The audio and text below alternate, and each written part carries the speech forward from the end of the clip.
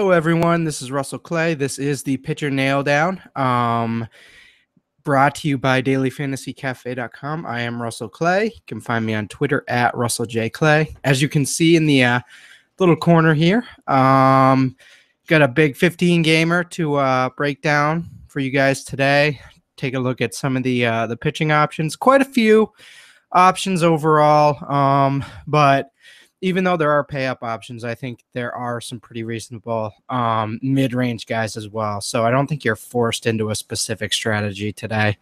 Anyhow, let's get into it. First game here, Reds and Pirates. We got Anthony Desclafani and Jameson Taillon facing off. I actually like both of these guys more as tournaments than anything else instead of cash game plays, but obviously, Desclafani hasn't been too amazing of late, but I think this is a pretty good matchup for him. Other than Gregory Polanco, I'm not really too worried about sort of the upside of this Pirates offense. I think Desclafani has some strikeout upside here. I think he's more of a deep guy than anything else, deep tournament guy than anything else, but pretty reasonable overall. So I think we can look at him. He is a little overpriced on DraftKings, 9,400. Only 81 on FanDuel, though. So that's kind of where you're looking at him a little harder, even though it is only a one-pitcher format. Jameson Taillon, he is a pretty good matchup. I mean, the Reds are only projected for 3.5 runs. Taillon, obviously a young arm with some upside here. So he's been pretty solid of late.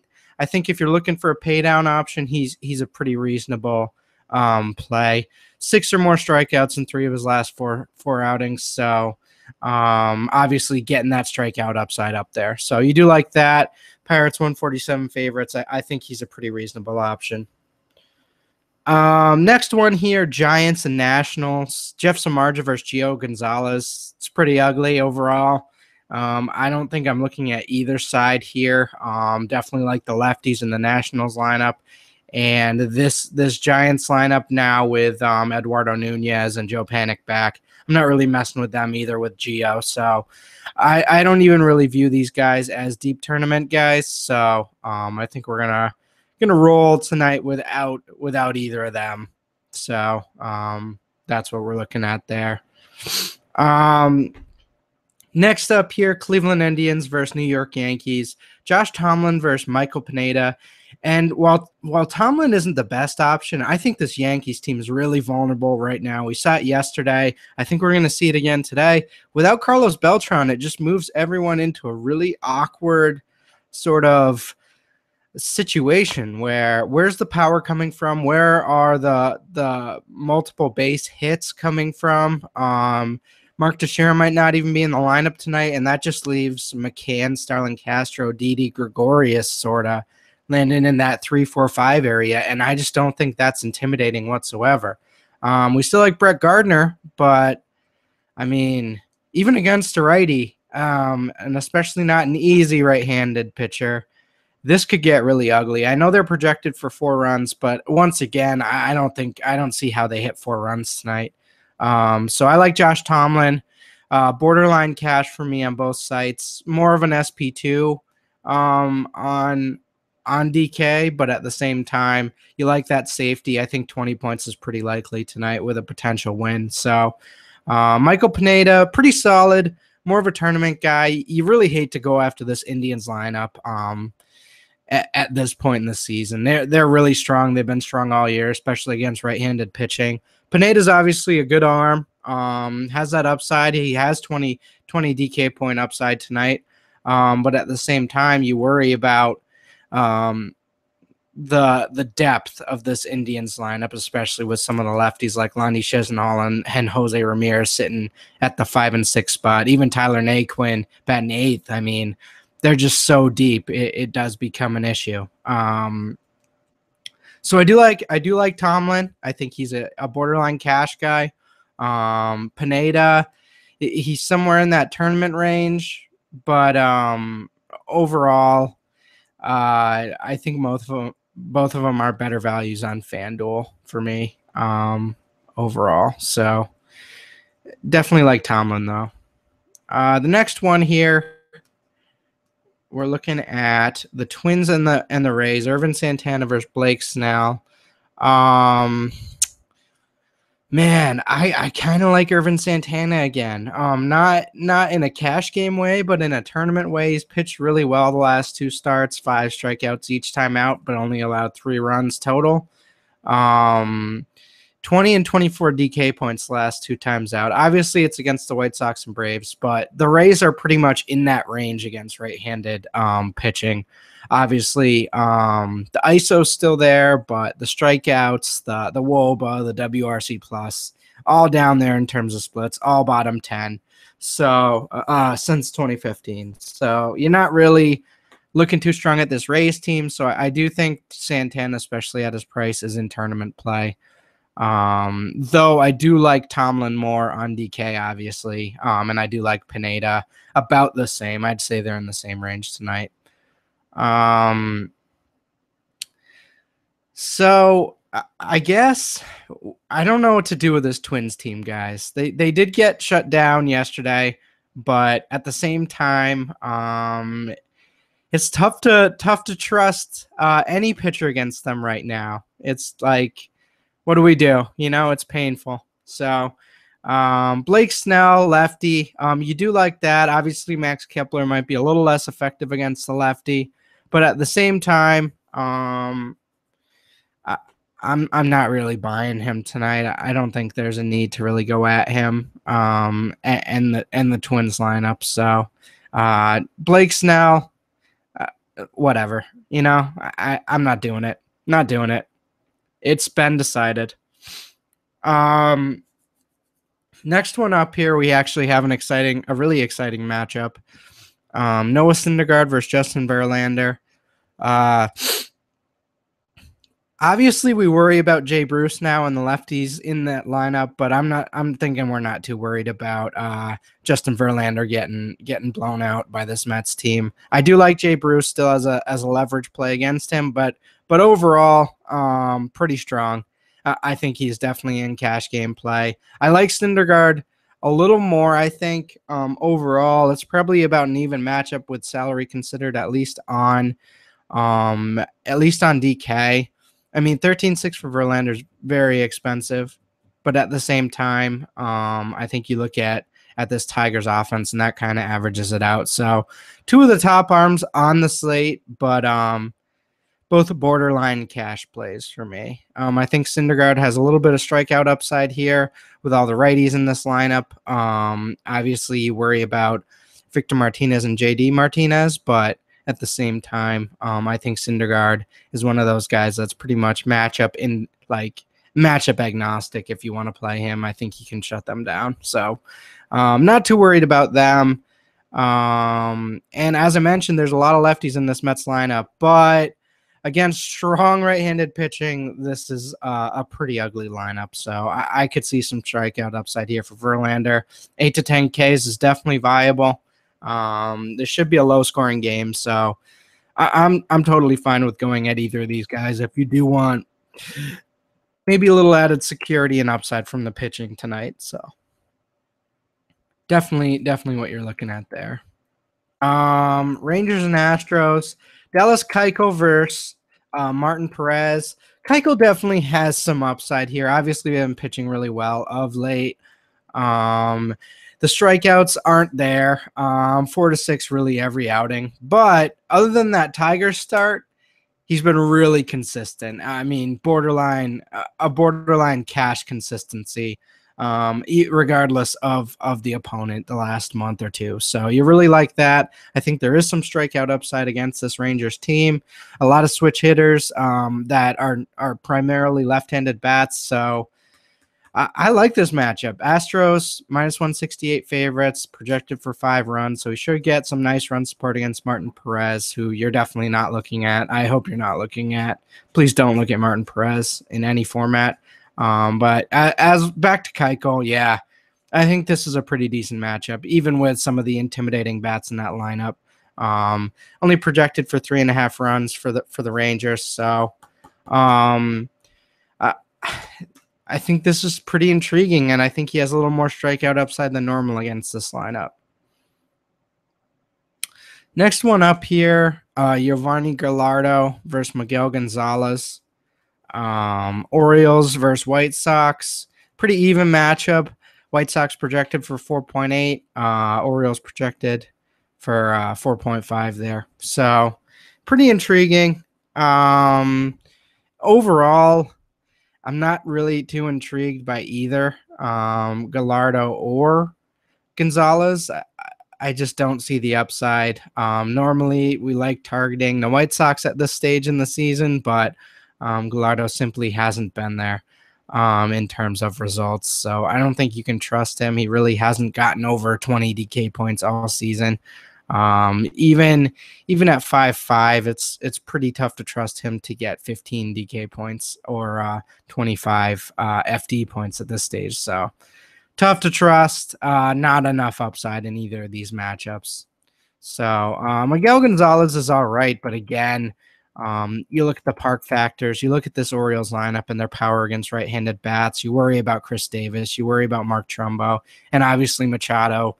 Great splits against both sides of the plate, or both handedness this year. So not a lineup I'm necessarily targeting, even though they do have some downside. I think you wait that one out as well. Next one here, Francisco Liriano in his new digs, his New Jersey, on the Blue Jays now, if you didn't know that. Oh, let's see who's calling. Is it Laura? Nope. So Francisco Liriano against the Royals. Dylan G pitching on the other side. I don't think we're really looking at Dylan G here. The Blue Jays' power against right-handed bats is pretty incredible. Top 4 guys in the lineup, all over or around 200 ISO. They're number 1 in the majors in power and WOBA against right-handed pitching since 2015. So definitely want to stay away there, and definitely want to stack those Blue Jays bats if you can. Liriano obviously struggled with walks this year, but now he's got all the run support in the world. So that quality starting to win is definitely possible. Obviously has that strikeout upside, a little limited by this Royals team, but I like this for Liriano. Only 7,100 on DK. I mean, that's a pretty decent price. 7,800 on FanDuel. I think he's in play in tournaments on both sites. So this is a pretty interesting situation for him now. I think getting the extra run support, getting more wins should really boost his fantasy value, obviously. And sort of, I think this could give him a really nice boost in terms of floor now. So I'm not afraid of this Royals team, especially how they've performed this year. So give me Liriano in tournaments. I like that quite a bit. Next one up here, Braves Cardinals. Jaime Garcia versus Joel De La Cruz. Jaime Garcia, I mean, this is a great matchup. Give me Jaime Garcia at 7,800 on FanDuel. I really like this. Borderline cash for me with price considered. 6,900 on DK. I'm just not afraid of this Braves lineup. I don't care that they have Matt Kemp now. He's good. He should be able to get some power. He has nice power against lefties, so you do like that. But overall, this matchup, I mean, Cardinals projected for 5 runs. Braves right around 3.5. Cardinals minus 225 favorites. So we've seen Garcia with that upside this year. Priced really cheaply for sort of facing this Braves lineup that struggles mightily against both sides of the plate, but especially lefties. They sort of shift Gordon Beckham and Adonis Garcia up there to get some righties in the order, but they're really a lefty-heavy lineup, pretending to not be on these types of days. You like Freddie Freeman, but not against lefties, and Matt Kemp's really the only guy there. So I think there's major strikeout upside here, and definitely going to get some run support against Joe De La Cruz. So I think you like this quite a bit. Borderline cash for me, as I mentioned. I think you could team him up with a Verlander or a Syndergaard. So if you want to pay up for someone like that, I think that's definitely a potential move here. So I'm targeting him, as I imagine he'll be a little chalky at that price against the Braves, but whatever. You just roll with it. Next one up here, Marlins and Rockies. David Phelps versus Jorge De La Rosa. They're really throwing the De La last names at me right now. I'm not really looking at either of these guys in Coors. It's just 11.5 over under on the game tonight. I'm just not in on this matchup. I like the Marlins. I like the Rockies against high upside pitching. I think we're fading the Marlins and Rockies in Coors, but the prices aren't too bad. Phelps and De La Rosa haven't really shown many signs of life this year. That's just a brutal matchup for those pitchers. I could see this one definitely hitting that over under. So definitely an avoid for me. Next one here, Brewers and Diamondbacks. Chase Anderson versus Braden Shipley. Another one where I'm okay with Chase Anderson, maybe as a deep tournament guy. Obviously got back on track the last 2 starts against the Pirates, and this Diamondbacks team had 5 strikeouts and only 2 earned in 5 innings against this Diamondbacks team.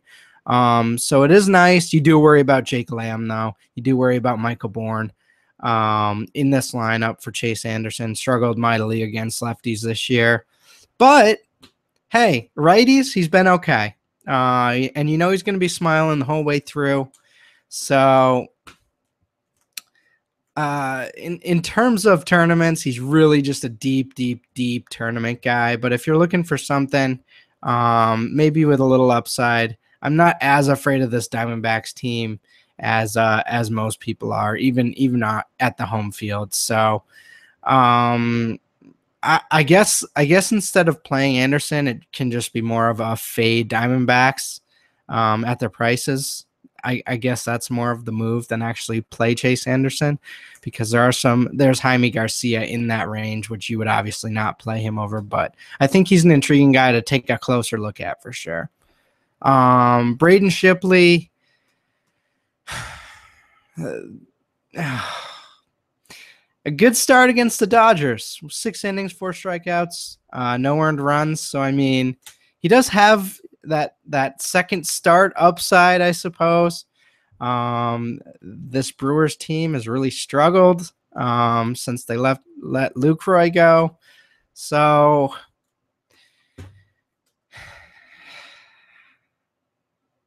moment of silence. Let's think about this.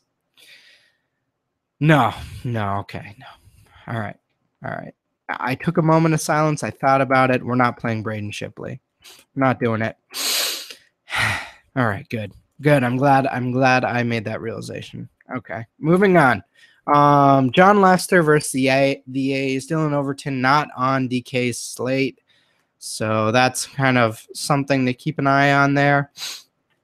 He's not on FanDuel either. John Lester, right in that 9.6 on DK, 10-1 on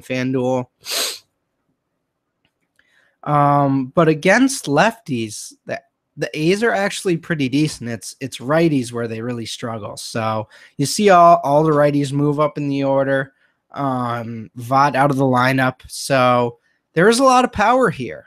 And for cheap, Valencia, Chris Davis, Smolinski, Semien. I mean, I'm not necessarily as confident in Lester as most probably are with this matchup. So while I do think he has a good shot at a win here, obviously Dylan Overton's going to have his struggles with his Cubs lineup.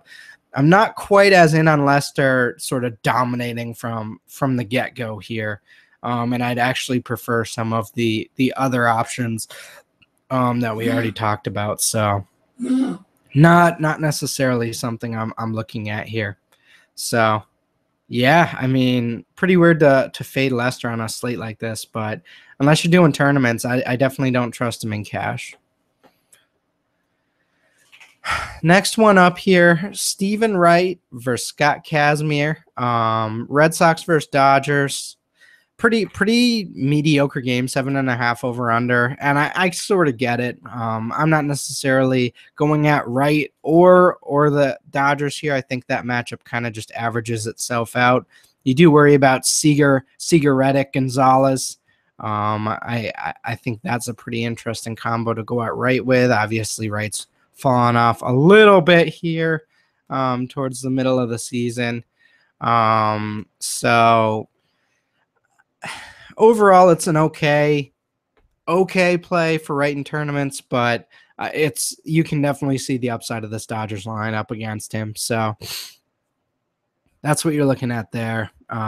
Pretty cloudy matchup in my opinion. Scott Kazmir versus the Red Sox. No thanks. I've dipped my toes in the Scott Kazmir waters a few times this year, and it doesn't feel too delightful most times, honestly. There's that power upside from the right side, and you still worry about sort of Jackie Bradley and the end of that lineup. So regardless of who's in there, I'm not really trusting Kazmir against this Red Sox team. I think you can find better options. So there's that.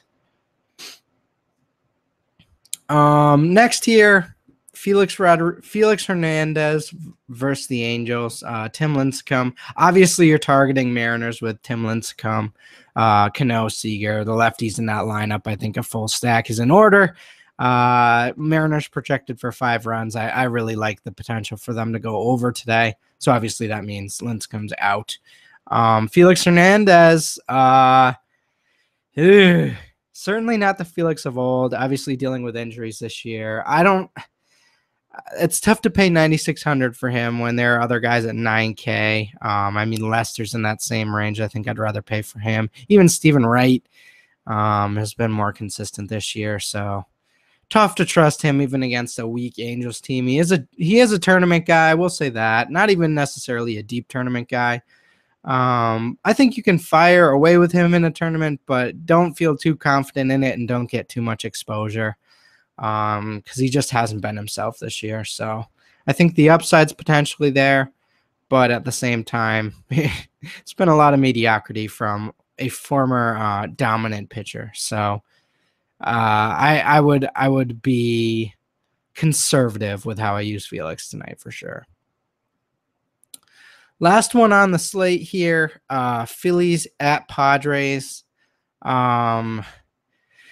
Man, I want to play Christian Frederich, but I just can't do it. He just hasn't been a strong enough arm this year. Even in a decent matchup, we have seen this Phillies team sort of come to life a little bit from time to time. I think this could be a night that they do that. So you worry about some of the bats in this lineup, and I don't think you can necessarily go at the Phillies here with Frederich. So he's out of play for me. As far as Hellickson goes, again, he's been good of late. He's definitely in tournament play. 7,300 on FanDuel, so you do like that. But overall, he's definitely just a tournament guy. 9,300 on DK pretty much puts him out of play for me.